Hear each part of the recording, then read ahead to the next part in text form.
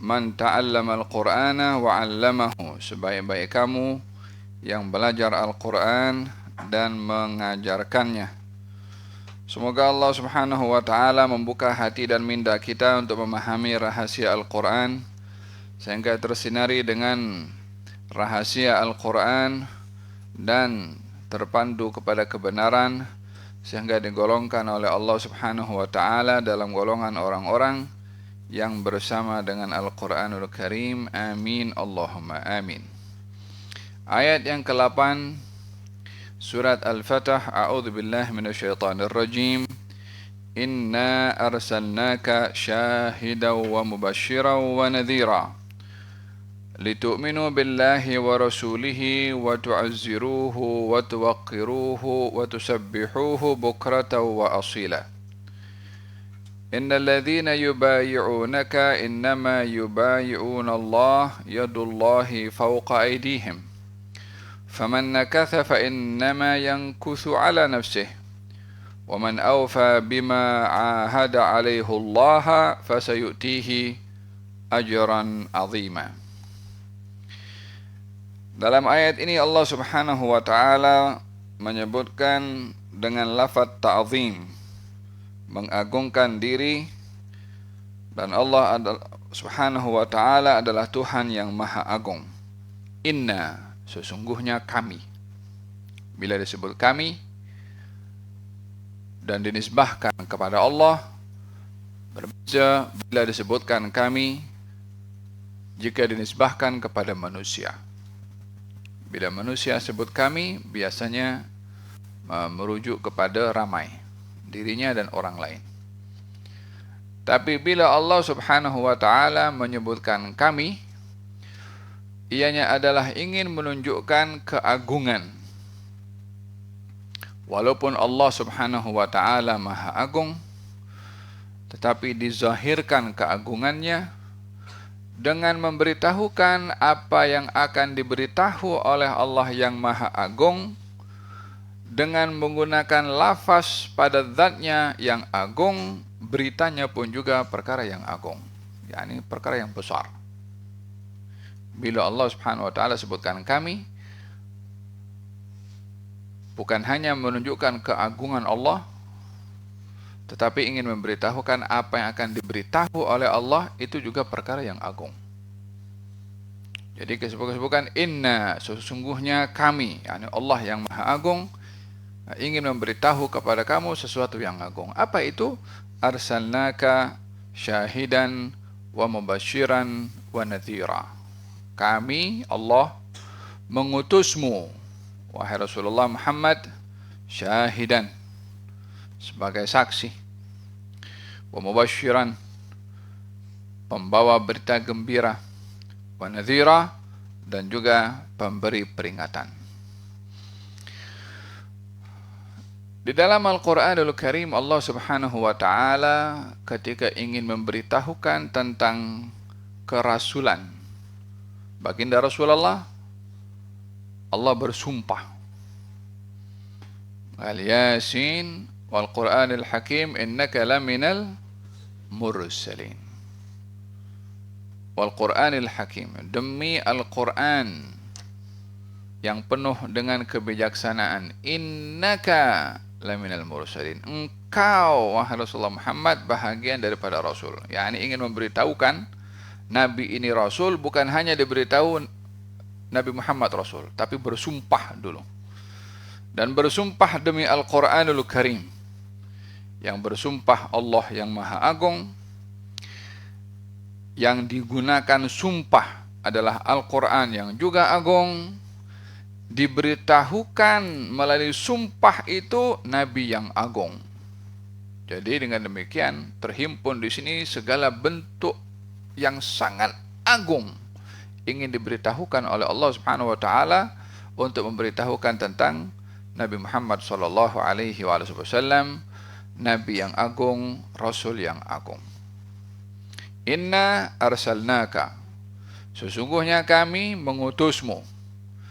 Pemberitahuan daripada Allah Subhanahu wa taala kepada baginda Rasulullah sallallahu alaihi wasallam kalau beliau adalah rasul adalah ingin memberitahukan kepada orang lain juga, kepada masyarakat Arab yang hidup di zaman Nabi, dan memberitahukan kepada seluruh umat sepanjang zaman yang belum dilahirkan, yang mana mereka akan menjadi umat Nabi bila mereka lahir nanti. Diberitahukan dulu oleh Allah Subhanahu wa taala. Ini Nabi, aku yang utus. Ini Rasul, bukan calang-calang Rasul. Ini manusia, bukan datang dengan pikirannya sendiri. Aku yang utus. Aku yang angkat dia menjadi Nabi. Aku yang hantarkan dia untuk engkau semua. Tuhan berbicara begitu. Maka dengan demikian manusia tidak melihat kepada insan ini sebagai seorang yang hanya bernama Muhammad, tapi kena melihat siapa yang utus, siapa yang hantar. Duta itu akan kedudukannya itu bergantung negara apa yang meletakkan dutanya di sana. Biasanya kalau duta itu daripada negara-negara miskin, ya ini kurang dipandang. Tapi coba daripada negara besar, negara yang berkuasa, duta aja. Tapi kalau dia mewakili negara besar, maka pun dihormati. Apa sebabnya? Di belakang. Baginda Rasulullah sallallahu alaihi wa ala alihi wasallam dutanya Allah, utusannya Allah. Yang Maha Agung mengutusnya, maka besar dan agung juga kedudukannya, karena besarnya dan agungnya yang Maha Kuasa Subhanahu wa taala. Inna arsalnaka syahidan, sesungguhnya kami mengutusmu wahai Rasulullah Muhammad syahidan, sebagai saksi. Di dalam Al-Quranul Karim Allah Subhanahu wa taala menyebutkan tentang baginda Rasulullah sebagai saksi dengan dua kalimat atau dengan dua lafaz. Yang pertama, lafaz syahid, seperti dalam ayat ini. Ya ayuhan nabi, inna arsalnaka syahidan wa mubasyiran wa nadhiran wa da'iyan ila Allah bi'idnihi wa sirajan munira. Syahidan, yang menjadi saksi. Dalam Al-Quranul Karim Allah Subhanahu wa taala berfirman, wa kaifa idza ji'na min kulli ummatin bi syahidin wa ji'na bika ala haula'i syahida. Bagaimana bila nanti setiap umat itu dibangkitkan dengan saksi-saksi mereka, dan kami jadikan engkau wahai Rasulullah Muhammad sebagai saksi, tapi dalam ayat bentuk syahida. Jadi ada dua, syahidan dengan syahida. Apa bezanya? Dua-dua adalah untuk Rasulullah. Nabi itu asyahid, Nabi itu asyahid. Ini kalau sebut kena betul. Apa arti syahid dan apa itu arti syahid? Dikatakan arti syahid diambil daripada kata musyahadah. Musyahadah, orang yang melihat. Dengan dia melihat, dia bersaksi. Orang yang hadir, dengan hadirnya dia bersaksi. Karena yang namanya hadir, dia menyaksikan di tempat yang dia hadir. Orang yang melihat, itu melihat, mengetahui apa yang dilihat oleh dirinya. Oleh karena dia melihat dan hadir di mana dia berada, maka dikatakan dia saksi pada tempat tersebut. Karena menyaksikan dan juga melihat. Antum semua di sini hadir di madrasah tazkiyah. Maka dalam hal ini antum saksi kepada madrasah. Oh ya madrasah, oh nampak ada sekian orang, oh nampak ada kamera, oh nampak ada screen. Antum saksi, antum melihat. Bila antum keluar nanti cerita dengan orang, antum menjadi saksi karena antum hadir di tempat tersebut. Kalau ada orang kata, di madrasah tazkiyah ada majelis ta'lim ada 3 kamera. Tak, bukan, ada 2 kamera. Pasal apa? Antum saksi. Yang kata 3 tak hadir. Jadi saksi memberitahukan apa yang dilihat, apa yang dia hadir, sehingga apa yang disampaikan itu diterima dan didengar oleh orang lain. Apa sebabnya? Saya hadir, saya saksi. Faham dong? Jadi bila ada orang mengatakan hal-hal yang tidak ada, maka kita boleh menafikan. Itu saksi, syahidan. Dan baginda Rasulullah sallallahu alaihi wasallam melihat dan hadir serta menjadi saksi atas risalah yang disampaikan oleh beliau di hadapan umat beliau, para sahabat yang hadir pada ketika itu. Jadi beliau bersaksi atau menjadi saksi akan wahyu yang dibawa oleh beliau dan disampaikan oleh beliau. Makanya di dalam hadis Nabi Muhammad sallallahu alaihi wasallam ketika beliau menyampaikan khutbah pada Hajjatul Wada, dan baginda Rasulullah sallallahu alaihi wasallam setelah menyampaikan pesanan-pesanannya, lalu baginda mengatakan, "Ala hal ballaghtu? Aku sudah sampaikan kepada kamu?" Mereka mengatakan, "Bala ya Rasulullah." Benar wahai Rasulullah. Kemudian beliau mengangkat tangan, "Allahumma fashhad, Allahumma fashhad, Allahumma fashhad." Kemudian, "Falyuballighu syahidu minkum al-ghaib." Yang saksi hari ini bersama dengan aku menyampaikan kepada yang tidak bersaksi, yang ghaib, yang tidak hadir. Dikatakan para sahabat 100.000 lebih waktu itu yang hadir dalam Hajjatul Wada, yang mendengarkan khutbahnya Nabi, "Falyuballighu syahid." Kamu semua ini hadir bersama dengan saya, saksi, sampaikan kepada yang tidak hadir. Maka di sini yang hadir di satu tempat namanya saksi. Baginda Rasulullah bersaksi juga karena hadir kepada risalah yang diterima oleh beliau dan disampaikan oleh beliau. Ini syahidan. Adapun syahid itu diambil daripada sirah mubalaghah, dari wazan fa'il. Syahid artinya mubalaghah itu yang berlebih-lebihan, mempunyai sifat berlebih-lebihan. Kalau syahid bersaksi, syahid banyak kesaksiannya. Hanya menariknya pada bahasa Arab ini, satu kalimat boleh mempunyai lebih daripada satu maksud. Kalau dalam ilmu nahwu itu syahid isim fa'il sirah mubalaghah, yang banyak bersaksi. Syahid itu isim maf'ul, yang banyak disaksikan. Beza, kalimatnya sama, tapi fungsinya beza. Fungsi pertama yang banyak bersaksi, maknanya dia banyak bersaksi.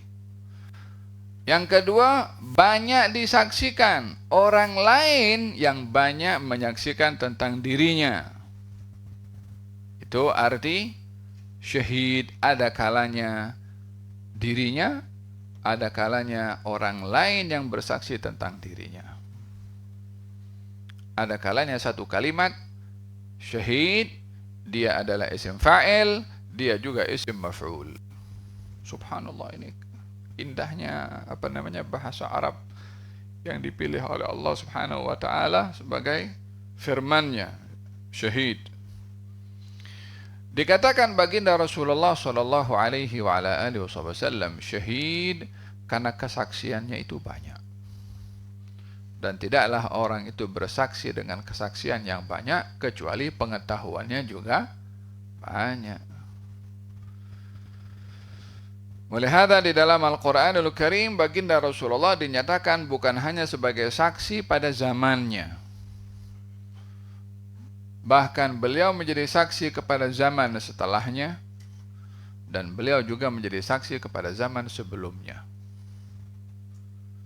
Sehingga setiap zaman bermula adanya manusia di atas muka bumi ini sampai akhir zaman, Dengan berakhirnya manusia pada akhir zaman, beliau yang menjadi saksi kepada semua. Orang kalau menjadi saksi di zamannya, wajar dia hidup di zamannya. Tapi macam mana nak jadi saksi kepada zamannya terdahulu? Tidak hidup di zaman dulu.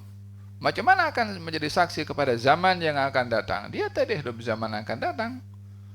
Tapi baginda Rasulullah Shallallahu Alaihi Wasallam memiliki keistimewaan tersebut. Dihimpun oleh Allah untuk beliau ilmu di mana beliau hidup pada zaman itu, ilmu akan orang-orang yang hidup di zaman dahulu, dan juga ilmu akan orang-orang yang hidup di masa akan datang. Paham dong? Dalam pengetahuan beliau tentang apa yang berlaku pada zaman yang akan datang, beliau bersabda, hayati khairun lakum wa mamati khairun lakum. Hidupnya saya membawa kebaikan kamu, bagi kamu. Kamu boleh bercakap dengan saya, boleh tengok, boleh jumpa. Setelah kepergian dan kewafatan saya juga memberi kebaikan kepada kamu. Para sahabat bertanya, ya Rasulullah, macam mana kepergian engkau itu membawa kebaikan kepada kami? Katanya, amal kamu dihantarkan kepada saya. Nabi walaupun meninggal dunia, amal umatnya dihantarkan kepada Nabi. Tahu tidak Nabi apa yang dilakukan oleh umatnya? Tahu tidak apa yang berlaku kepada umatnya? Tahu. Dalam hadis, uridat alayya a'malu ummati mahasinuha wa masawi'uha, fawajadtu min mahasini a'maliha al-adha yumatu anit tariq, wa wajadtu min masawi'i a'maliha an-nukha'atu takunu fil masjid wa lam tudfan, atau kama qala. Akan dihantarkan amal perbuatan umat aku kepada aku yang baik dan tidak baik. Dua-dua dihantar. Mana yang A+, mana yang merah. Semua dibagi tahu. Ya salam Allah.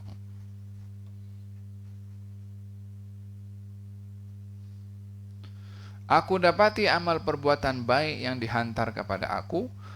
Orang yang mengetepikan benda tajam di jalan tuh, kalau ada paku ke atau benda tajam, oh ini takut kena kaki orang lalu, oh takut kena orang bersikal ke motosikal lalu, sini jadi pancit di punya tayar. Diambil benda tuh dibuang di tempat yang selamat. Sekecil itu amal perbuatan pun dihantarkan kepada Nabi. Perbuatan tak baik dihantar kepada Nabi. Ada orang meludah di masjid lalu tidak dibersihkan ludah, itu pun dihantar juga kepada Nabi. Bagaimana tidak menjadi saksi kalau beliau tahu semua? Paham dong? Wabadain yang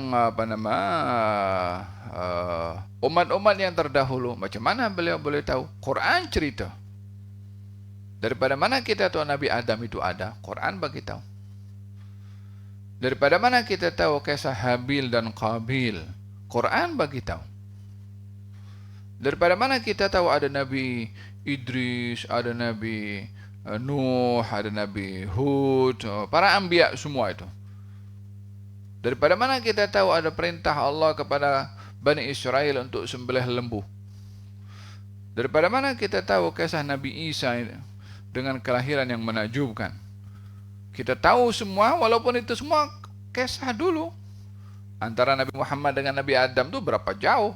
Dengan Nabi Nuh, dengan Nabi Hud, dengan Nabi Musa, dengan Nabi Isa, 1000 tahun. Tapi beliau tahu. Siapa yang bagi tahu? Allah Subhanahu wa ta'ala. Walihada dalam Al-Quranul Karim, Allah Subhanahu wa ta'ala berfirman, فَكَيْفَ إِذَا جِئْنَا مِنْ كُلِّ أُمَّةٍ بِشَهِيدٍ وَجِئْنَا بِكَ عَلَى هَؤُلَاءِ syahidah. Setiap umat akan didatangkan dengan saksi, dan kami datangkan engkau wahai Rasulullah Muhammad untuk menjadi saksi kepada semua umat. Sallallahu alaihi wa ala alihi wasallam. Ketika ayat itu dibacakan oleh Abdullah bin Mas'ud kepada baginda Rasulullah, daripada awal surat An-Nisa, kata Abdullah bin Mas'ud mengatakan, ya Rasulullah, macam mana aku nak baca Quran di hadapan engkau sementara Al-Quran turun kepada engkau? Kata Nabi, aku ingin mendengar daripada orang lain. Di sini hatta orang itu hafil Quran, jangan cuma hanya baca Quran supaya orang lain dengar. Tapi sekali-kali dia kena dengar. Nabi itu beliau pun dah Quran dah, tapi masih mendengar daripada orang lain.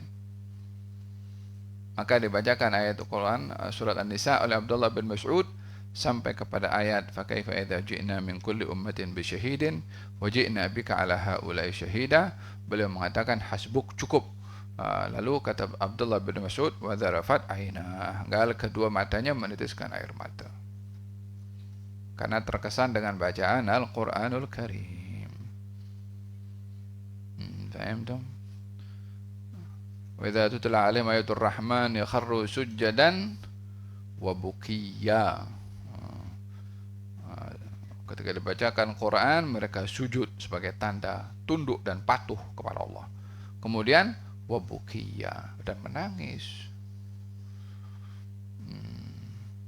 Kita perlu untuk memuliakan mata kita itu dengan menangis. Karena takut kepada Allah, karena rindu. Nah, jangan cuma kehilangan handphone saja menangis.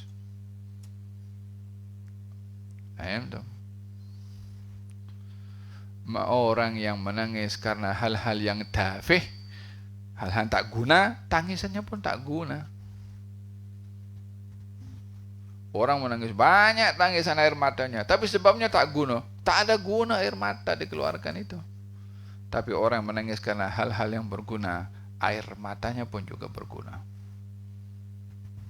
Lihada di antara orang yang akan dilindungi oleh Allah Subhanahu wa taala dengan tidak menangis nanti di akhirat adalah orang yang menangis di dunia. Hatta menitiskan satu tetes saja daripada air mata karena takut kepada Allah Subhanahu wa taala, ianya akan menjadi sebab keamanan baginya nanti di akhirat.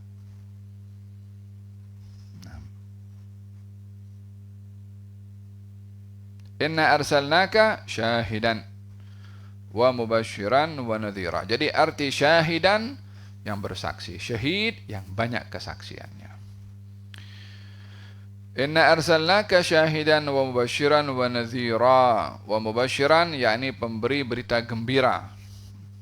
Berita gembira tentang syurga, berita gembira tentang darjat yang tinggi, berita gembira tentang ma'rifah, berita gembira tentang rahmah, berita gembira tentang pengampunan. Semua itu berita-berita gembira. Tapi untuk mendapatkannya adalah melalui taat kepada Allah untuk mendapatkan berita gembira. Melalui ketaatannya kepada Rasul. Wa nadhira, pemberi peringatan. Pemberi peringatan kepada orang yang bermaksiat, kepada orang yang nakal. Sehingga diberitahukan orang yang melanggar perintah Allah nasibnya neraka. Orang yang tak patuh kepada Allah maka akan dihukum oleh Allah Subhanahu wa taala. Ini pemberi peringatan. Jadi hatta diberitahukan, hati-hati kamu. Kalau orang Waze itu kan, tahu Waze? Waze kita naik kereta. Lepas itu beritahu, hati-hati di hadapan ada kereta rosak. Waze itu kejam ke begitu. Apa pasal Pak beritahu kepada saya kereta rosak ini? Supaya kita berhati-hati supaya tak hentam itu kereta. Tapi kadang-kadang Waze begitu, awas ada speed trap ke depan, kita speed trap.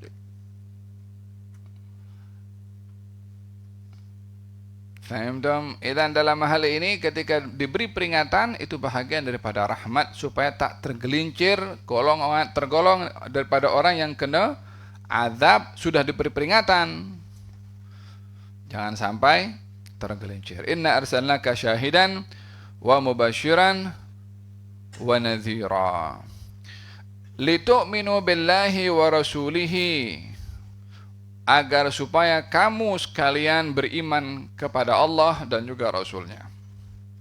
Kemudian wa tu'azziruhu, dan kamu membelanya. Wa tuwaqqiruhu, dan kamu menghormati dan mengagungkannya. Wa tusabbihuhu, dan kamu bertasbih mensucikannya bukratan wa asila, pagi dan petang. Ada berapa perintah di sini? Ada 4. Yang pertama tu'minu, iman. Yang kedua tu'azziruh, membela. Yang ketiga tuwaqqiruh, mengagungkan, menghormati. Yang keempat tusabbihuh, bertasbih dan mensucikan. Jadi Allah Subhanahu wa taala ketika menyebutkan tentang Nabi Muhammad, kami mengutus engkau wahai Rasulullah Muhammad sebagai saksi, sebagai pembawa berita gembira dan juga sebagai pemberi peringatan. Tujuannya apa? Litu'minu, agar supaya kamu beriman kepadanya, wahai orang-orang beriman, wahai sekalian umat manusia, dan kamu membela kepadanya, dan kamu mengagungkannya, dan kamu bertasbih. Kepada siapa empat ini? Adakah kepada Nabi? Kalau kepada Nabi saja, macam mana disuruh bertasbih kepada Nabi? Tasbih hanya kepada Allah Subhanahu wa taala. Terdapat dua pendapat ulama di sini. Pendapat yang pertama, dan ini adalah yang kuat, adalah pada kalimat tu'azziruhu, pada kalimat iman, jelas Allah dan Rasulnya. Pada kalimat iman, kepada Allah dan Rasulnya. Litu'minu billahi wa rasulihi, untuk kamu beriman kepada Allah dan juga kepada Rasulnya. Beriman kepada Allah, tiada Tuhan selain Allah. Beriman kepada Rasul, berkeyakinan Rasul itu adalah penutup kepada seluruh para anbiya, tidak ada lagi Nabi setelah Nabi Muhammad SAW. Entah orang namanya Ahmad ke, wala orang namanya siapa ke, nak kata Nabi. Kadzab, milyon kedip. Ada orang kata, saya Nabi. Tengok, saya boleh tunjukkan hal-hal yang luar biasa. Awak dengan hal yang luar biasa, pendusta, penipu besar. Kenapa? Tuhan saya kata Nabi Muhammad penutup para anbiya. Awak itu dari Tuhan yang mana bagi tahu? Kecuali Tuhan ciptaan awak sendiri. Kalau begitu ambil awak dengan Tuhan awak, dengan tipuan awak, dengan keramatnya awak sekali. Tapi kita beriman kepada Rasulullah sallallahu alaihi wasallam, kita beriman kepada Allah yang mengatakan bahwasanya Nabi Muhammad itu adalah khatamun nabiyyin, penutup para anbiya. Khalas, tak ada lagi nabi setelah Nabi Muhammad sallallahu alaihi wasallam. Faham dong? Jangan mudah tertipu. Ada orang mendakwa sikit-sikit, iya. Kadang-kadang orang-orang dakwah macam tu jangan peduli. Dia cakap dekat YouTube kan, anggap saja merepek, orang gila cakap. Untuk apa didengar? Pasal orang dengar tuh diviralkan jadi kecoh semua. Coba tak ada orang dengar, kan cakap seorang-seorang saja dia. Faham dong? Litu'minu billahi wa rasulihi, untuk kamu beriman kepada Allah, Tuhan tiada sekutu baginya. Wa rasulihi, dan Rasulnya, patuh dan taat kepada Nabi Muhammad, tiada lagi Nabi setelah Nabi Muhammad sallallahu alaihi wasallam. Wa tu'azziruh, kamu bela kepada dia. Siapa dia di sini?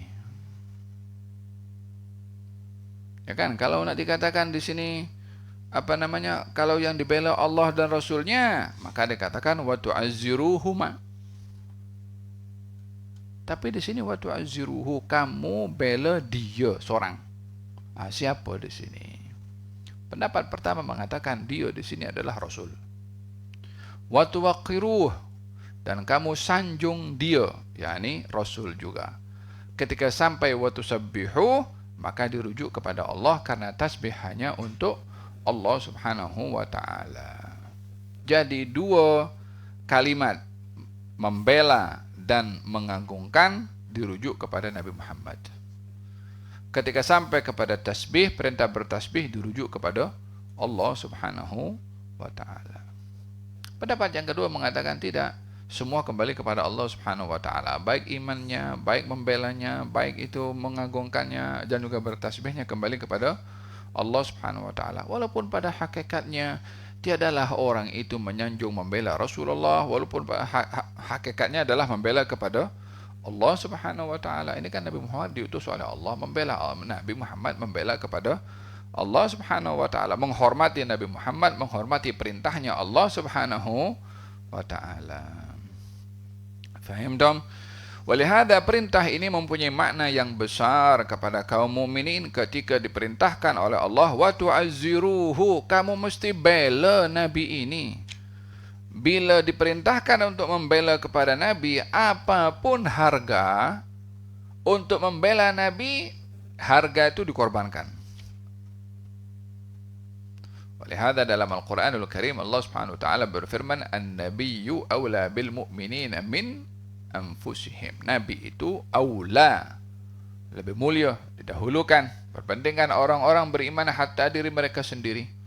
Oleh hada Sayyidina Abu Bakar As-Siddiq radhiyallahu anhu wa ardhah ketika berhijrah dengan baginda Rasulullah ingin masuk ke gua Thur di Gunung Thur. Kata Sayyidina Abu Bakar, "Ya Rasulullah, biarkan saya masuk dahulu ke dalam gua itu." Kenapa? Saya akan bersihkan dulu dalam gua itu. Khawatir dalam gua itu ada binatang yang boleh mengganggu. Jadi biar kena dulu kepada aku, yakni kepada Sayyidina Abu Bakar sebelum kena kepada Rasulullah SAW. Dirinya dikorbankan untuk Rasulullah. Faham tuh? Gal berjalan dalam hijrah, kadang-kadang di hadapan, kadang-kadang di belakang, kadang-kadang di kanan, kadang-kadang di kiri, pusing, dikelilingi Nabi Muhammad SAW. Gal, kenapa kamu berbuat demikian? Gal, aku risau kalau aku ingat takut ada musuh di hadapan yang sedang bersembunyi menghunuskan panah, aku akan berada di hadapan supaya kena aku dulu sebelum kena kepada engkau. Kalau aku ingat ada musuh yang sedang bersembunyi di belakang, aku berada di belakang. Kalau mereka ingin menyakiti Nabi, kena kepada aku dulu sebelum kena kepada Nabi. Demikian juga ketika berada sebelah kanan dan sebelah kiri. Nyawanya dikorbankan. Dalam peperangan Uhud didapati orang-orang ada mengelilingi Rasulullah, dibentengi Nabi dengan badan mereka. Supaya musyrikin yang menghunuskan panah untuk membunuh kepada Nabi kena kepada badan para sahabat dahulu. Kata sahabat mengatakan, "Ya Rasulullah, nahri duna nahrik." Rasulullah, biarlah panah itu kena kepada leher aku dan tak kena kepada leher engkau. Tunduk wahai Rasulullah, diamlah di bawah, katanya. Nabi masih nak mengelak daripada hujanan panah itu. Nabi berdiri. Dan sahabat itu mengatakan, "Ya Rasulullah, tunduklah ke bawah supaya panah itu tak kena kepada engkau. Adapun aku, biarlah panah itu kena kepada aku, jangan kena kepada engkau." Waktu azziruh, membela kepada baginda Rasulullah sallallahu alaihi wasallam. Hatta didapati seorang wanita bernama Nasibah binti Ka'ab al-Ansariyah. Nasibah binti Ka'ab, perempuan. Tapi bukan sembarang perempuan. Perempuan solehah, perempuan yang tahu arti mengorbankan untuk membela Rasulullah. Faham tak?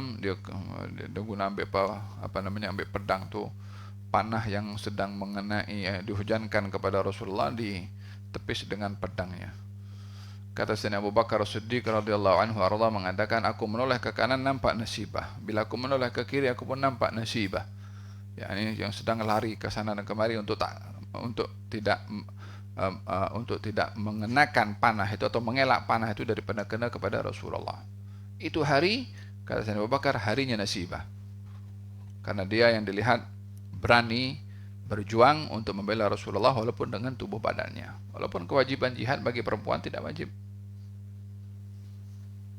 Ta'ziruh, membela kepada Nabi. Kita pun macam mana nak bela kepada Nabi? Nabi sudah wafat. Syariatnya dibela, sunnahnya dibela, adabnya dibela. Jangan cinta kepada Nabi SAW, belajar tentang tafsir, tentang bagaimana membela Rasulullah, praktikalnya tidak ada, aplikasinya tidak ada. Syariatnya diabaikan, sunnahnya tidak diamalkan. Faham tu? Bela Nabi dengan menjaga syariatnya. Apa yang disuruh kita ikut. Adab-adabnya dijadikan itu kebiasaan. Itu membela Nabi. Pembelaannya bukan terhad di zamannya. Di zamannya itu yang bertuah membela Nabi para sahabat. Dan itu adalah kehendak Tuhan untuk memilih mereka sebagai sahabat dan bukan memilih kita. Kita dipilih oleh Allah untuk menjadi umatnya. Sahabat waktu itu bertuah membela Nabi dengan segala-galanya. Syariatnya dibela, sunnahnya dibela, orangnya juga dibela. Bagi kita, Nabi Muhammad sudah tidak ada. Nak membela tubuh badannya daripada disakiti tidak mungkin. Tapi syariatnya ditinggalkan oleh Nabi, akhlak dan adabnya ditinggalkan. Nah, itu disuruh kena bela. Sama dengan membela kehidupan dan kehormatan Rasulullah Shallallahu Alaihi Wasallam. Kan beliau sendiri mengatakan tadi dalam hadis, kalau setelah saya wafat pun memberi kebaikan kepada kamu, apa itu perbuatan kamu itu dihantarkan kepada saya. Apa perbuatan kita? Kan mengikut syariatnya atau yang tidak ikut. Yang ikut dihantarkan kepada Nabi. Yang tak ikut juga dihantarkan kepada Nabi. Kan itu juga bahagian daripada membela kepada Nabi Muhammad sallallahu alaihi wasallam. Litu'minu billahi wa rasulihi wa tu'azziruhu wa tuwaqqiruh. Bukan hanya bela nabinya, tapi disanjung nabinya. Bila disebut nama Nabi Muhammad sallallahu alaihi wasallam bukan sembarang nama. Bila oleh hadakal kenapa diperintahkan al-bakhil man dzukirtu indahu falam yusalli alayya. Orang kedekut itu kalau sebut nama saya dia tak bersalawat kepada saya, kata Nabi sallallahu alaihi wasallam. Bukan sembarang nama. Nama-nama orang lain disebut hatta namanya sama dengan Nabi Muhammad, ya mungkin namanya biasa. Tapi kalau disebut nama Nabi Muhammad sallallahu alaihi wasallam karena diiringi dengan salawat, ini bukan sembarang orang. Ini orang yang ada kedudukan sangat tinggi, termulia di langit, di bumi, dan lebih daripada malaikat, lebih daripada semua para anbiya, Nabi Muhammad sallallahu alaihi wasallam. Faham? Di dalam Al-Qur'anul Karim Allah Subhanahu wa taala menyanjung nabinya. Sehingga tidak pernah nama Nabi Muhammad itu dipanggil kecuali dengan panggilan hormat. Dan ada protokol dari Allah Subhanahu wa taala bila berinteraksi dengan baginda Rasulullah. Dahulu katanya idza najaitumur rasula faqaddimu baina yaday najwaakum shadaqah. Kalau kamu ingin jumpa dengan Nabi Muhammad private, nak jumpa private dengan baginda Rasulullah sallallahu alaihi wasallam. Kalau nak jumpa sedekah dulu. Bukan sembarangan anytime boleh nak jumpa. Ya kan? Allah yang suruh, kamu nak jumpa sedekah. Lepas sedekah baru jumpa. Protokolnya begitu. Bukan Nabi nak, tapi Tuhannya mahu begitu supaya hormat kepada orang ini. Bukan macam nak jumpa-jumpa macam tu. Faham tu? Walihada mereka para sahabat kalau jumpa dengan Nabi Muhammad sallallahu alaihi wasallam, tak ada di antara mereka yang boleh angkat kepalanya pandang kepada Nabi macam ni. Tunduk semua bercakap. Hormat, ta'zim kepada Rasulullah. La taj'alu du'a ar-rasuli bainakum ka du'ai ba'dikum ba'dha. Allah punya protokol. Kalau kamu panggil kepada Nabi Muhammad, jangan sembarangan panggil. Jangan kamu panggil beliau itu seperti mana kamu panggil antara kamu. La. Ini insan. Kita kalau jumpa dengan orang besar kan ada protokolnya. Kalau panggil dengan apa namanya? Ya, kalau sekarang kan ada yang berhormat, ada yang amat berhormat, ya kan? Yang berbahagia, apalagi yang amat berbahagia, kan? Apalagi ya, kan? Kita pun ada protokol seperti itu. Dengan manusia biasa ada protokol seperti itu dengan Nabi Muhammad SAW. Dan di antara usaha kaum musyrikin atau orang-orang kafir terhadap orang-orang beriman ini ingin menghakis dalam hati mereka mengagungkan kepada Nabi, sehingga tidak ada lagi diagungkan dalam hati mereka yang namanya Nabi Muhammad.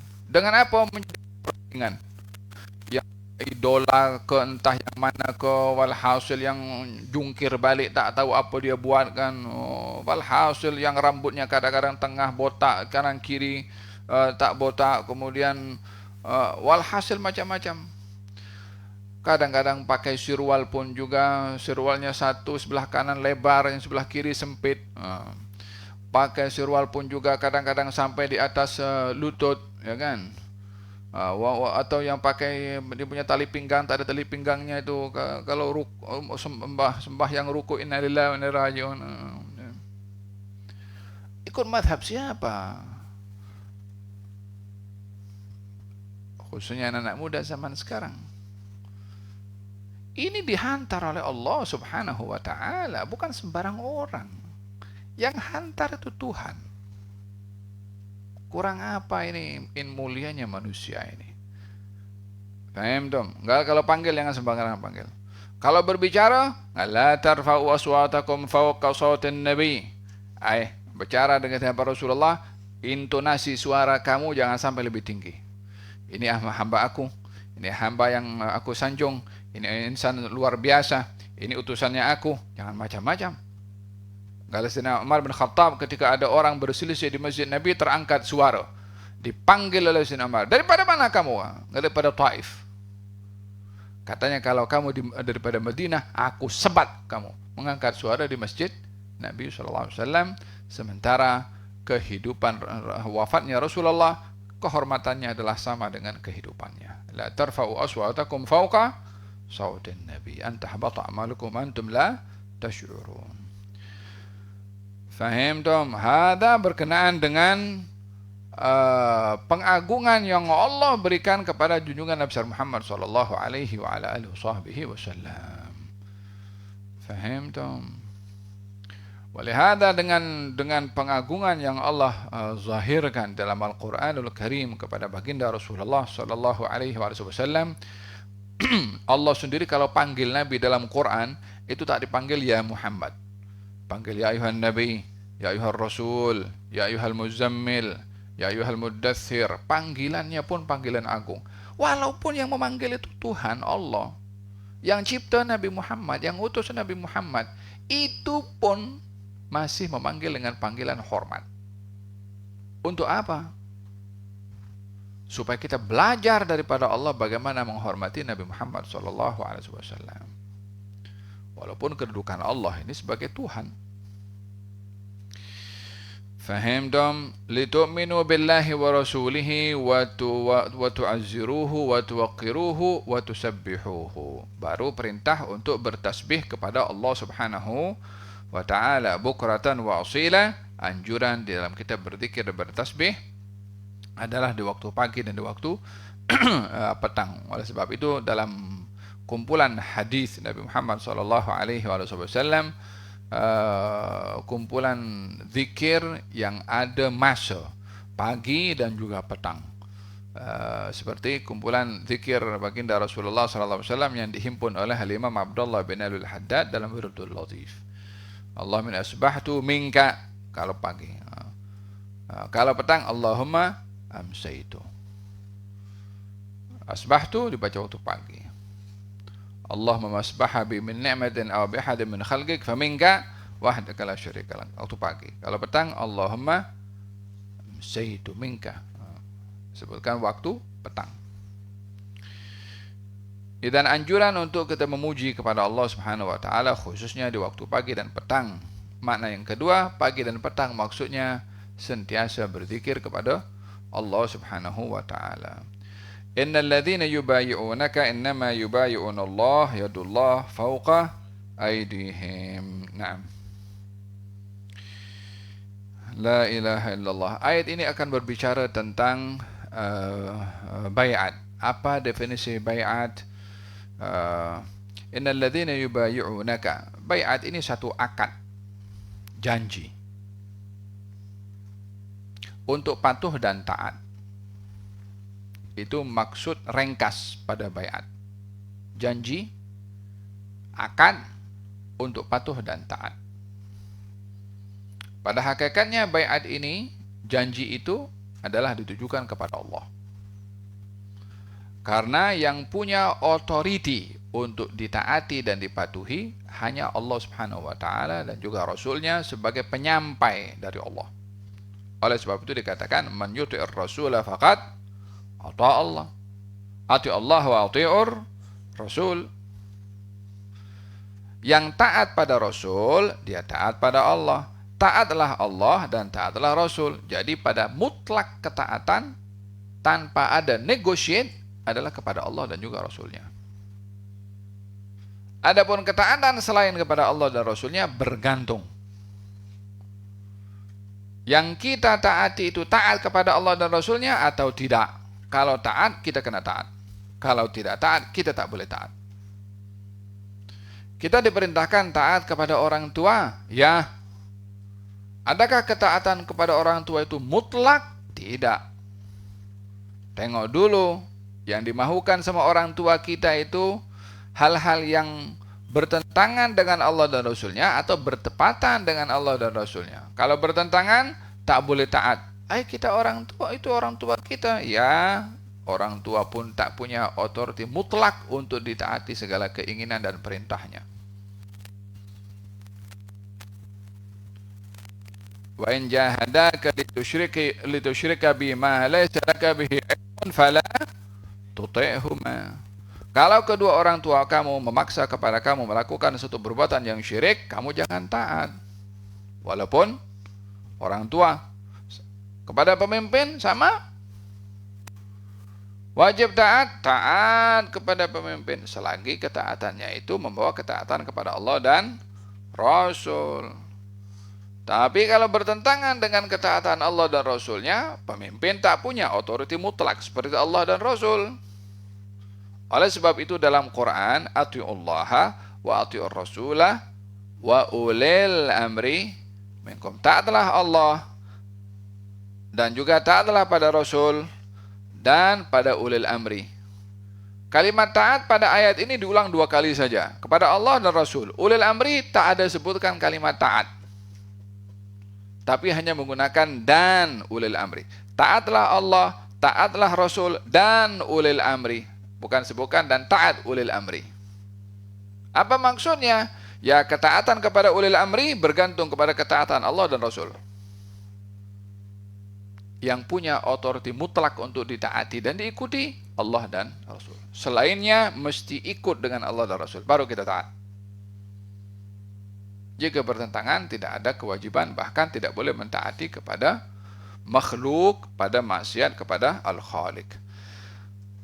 Dalam hal ini berlaku bai'at. Innal ladzina yubayyi'unaka innama yubayyi'unallah. Sesungguhnya orang-orang berbaiat kepada engkau, merujuk kepada baiat, apa itu? Baiat di syajarah, di bawah pokok di daerah namanya Hudaybiyah. Yang saya ceritakan pada kelas pertama pembahasan berkenaan dengan perjanjian damai Al-Hudaybiyah. Baiat ini, sebagaimana saya katakan, adalah akad, janji, patuh, dan taat. Orang yang sudah taat, orang yang sudah patuh, orang yang sudah janji, bila memenuhi yang mengajak kita untuk berjanji dan taat, apa yang dia boleh kasih? Jadi orang taat kepada siapa yang ditaati, dalam hal ini Allah dan juga Rasulnya. Saya taat kepada Allah, apa yang Allah akan kasih kepada saya? Saya taat kepada Rasul, apa yang Rasul boleh kasih kepada saya? Innallaha ishtara minal mu'minina anfusahum wa amwalahum bi anna lahum al-jannah. Allah telah membeli daripada kamu, diri kamu, nyawa kamu, harta kamu. Dengan apa dibeli? Dengan syurga. Jadi kita taat, Allah bagi syurga. Oleh sebab itu dikatakan bai'ah, daripada kata bai'. Bai' itu jual beli. Orang dalam jual beli, kita bagi kita punya duit, orang itu ambil duit kita. Kita dapat barang daripada penjual. Berarti dia dapat sesuatu, kita juga dapat sesuatu. Itu jual beli. Bai'ah itu diambil daripada kata bai' atau ba'a yabi'u, jual beli. Sebab ada take and give. Kita berikan ketaatan dan kepatuhan kepada Allah dan Rasul, Allah bagi kepada kita pulangannya adalah berupa syurga. Walaupun hakikat bai'at kita kepada Allah itu bukan kita meletakkan syarat kepada Allah. Ya Allah, aku bagi syarat kepada engkau, aku taat kepada engkau, patuh kepada engkau, tapi dengan syarat engkau bagi aku syurga. Tak boleh cakap macam tu, dia Tuhan. Mana boleh ada janji seperti itu kepada Allah, dia punya segala-galanya. Tapi ini tashbih, perumpamaan untuk mendekatkan kepada manusia. Allah menjanjikan syurga kepada orang yang patuh kepada Allah Subhanahu wa taala. Innal ladzina yubayyi'unaka, orang-orang berbaiat kepada engkau wahai Rasulullah Muhammad, innama yubayyi'unallah, Sesungguhnya mereka berbaiat kepada Allah, yadullah fauqa aydihim. Naam. Dalam hal ini baginda Rasulullah SAW menghantarkan Sayyidina Utsman untuk berunding dengan kaum musyrikin. Tujuannya meminta izin supaya kaum muslimin boleh masuk melaksanakan umrah. Kata kaum musyrikin mengatakan kepada Sayyidina Utsman, Utsman, kalau engkau nak tawaf, fadal, silahkan. Tapi Muhammad dan yang lainnya tidak. Kata Sayyidina Utsman, takkan aku nak pergi tawaf seorang-seorang je, sementara Rasulullah tidak tawaf. Aku tak akan tawaf selagi Rasulullah tidak tawaf. Waktu itu dah peluang Sayyidina Utsman untuk pergi tawaf sendiri, dah pakai ihram pun, tapi tak mau kalau Rasul belum lagi masuk dan tawaf. Sebagai mendahulukan, mengagungkan. Tadi kan kita bahas tentang mengagungkan kan. Tertahan Sayyidina Utsman lama di Mekah. Sementara Nabi masih berada di Hudaybiyah menunggu kabar dari Sayyidina Utsman. Tak kunjung tiba, datang satu berita kalau Sayyidina Utsman dibunuh. Maka Nabi mengambil baiat daripada kaum muslimin. Kita akan tuntut darahnya Utsman. Kaum muslimin ada 1.400 lebih kurang waktu itu. Diambil satu-satu baiat Rasulullah. Sampailah giliran Sayyidina Utsman bin Affan. Kal diambil tangan Nabi kanan dengan kiri. Kali ini baiat untuk Utsman. Dan sebaik-baik baiat waktu itu Utsman bin Affan, karena tangannya digenggam oleh Nabi, tangannya Nabi sendiri mewakili tangannya Utsman bin Affan. Paham dong? Semua kecuali seorang saja nampak baiat untuk perang, nak berhadapan sementara tak ada persenjataan, dia sembunyi di belakang dia punya onta, tak nak baiat, takut mati. Rugi. Sementara ayat-ayat turun kepada kaum muslimin, kata baginda Rasulullah, antum khairu man fil ardi. Kamu adalah yang terbaik daripada semua yang ada di atas muka bumi saat ini. Yang hadir dalam bai'atu ar-ridwan. Sehingga turunlah firman Allah yang memuji, sehingga Allah ridha kepada para sahabat yang berbaiat kepada Rasulullah. Masa itu baiat yang amat luar biasa. Lah pakai baju besi, wala pakai persenjataan yang lengkap. Mereka pakai ihram. Macam mana nak berperang? Tapi karena Nabi mengajak baiat, mau pakai batu ke, mau pakai ranting ke, mau pakai apa, Nabi ajak, kita ikut. Sami'na wa ata'na.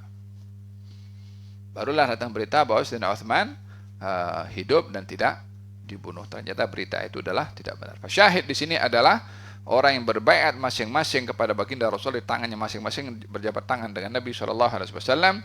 Sampailah giliran Sayyidina Utsman dijabat tangan Nabi sendiri. Kata Allah Subhanahu Wa Taala, innal ladzina yubayyi'unaka innama yubayyi'una Allah. Mereka berbaiat kepada Allah Subhanahu Wa Taala. Tangan mereka di tangan Nabi. Macam mana berbaiat? Kalau yadullah fawqa aydihim, kalimat yad dinisbahkan secara bahasa mempunyai arti tangan. Mereka berada di tangan Nabi Muhammad SAW. Macam mana boleh dikatakan mereka berada pada Allah? Yani seakan-akan berjabat tangan dengan Allah Subhanahu Wa Taala.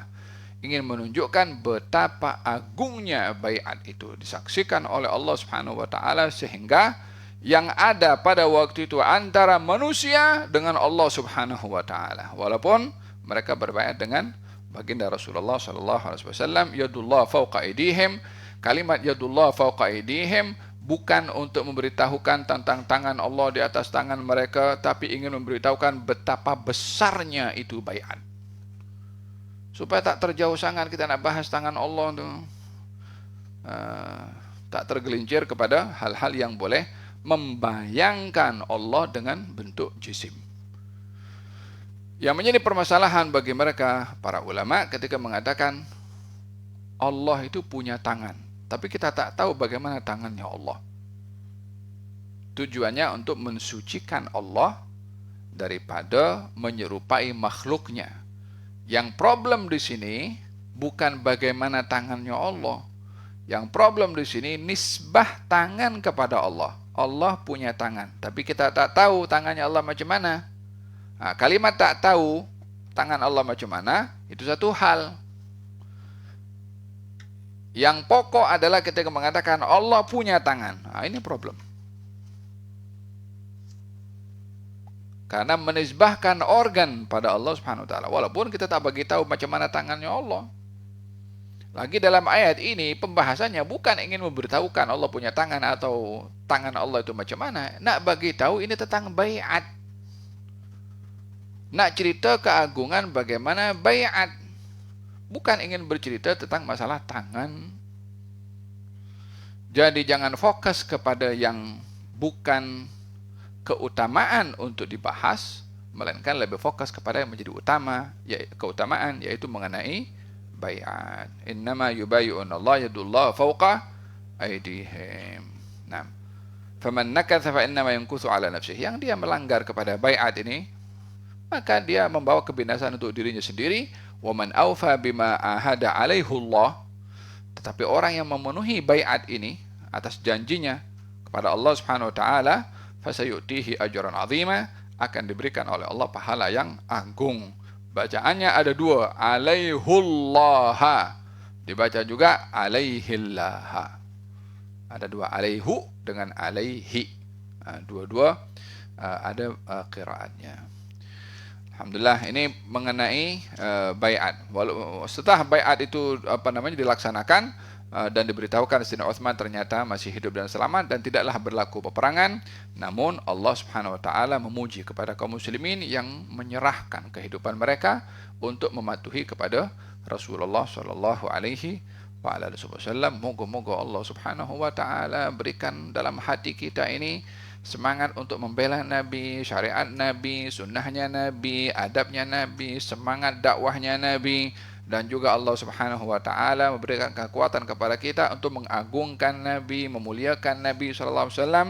Dan moga-moga Allah Subhanahu wa taala jadikan lidah kita sentiasa bertasbih kepada Allah Subhanahu wa taala, dan moga-moga Allah Subhanahu wa taala membantu dan membimbing kita memenuhi baiat dan janji kita kepada Allah untuk beriman, patuh dan taat kepadanya dan juga kepada Rasulnya. Amin Allahumma amin. Wa sallallahu ala sayyidina Muhammadin wa ala alihi wa sahbihi wasallam. Alhamdulillahi rabbil alamin.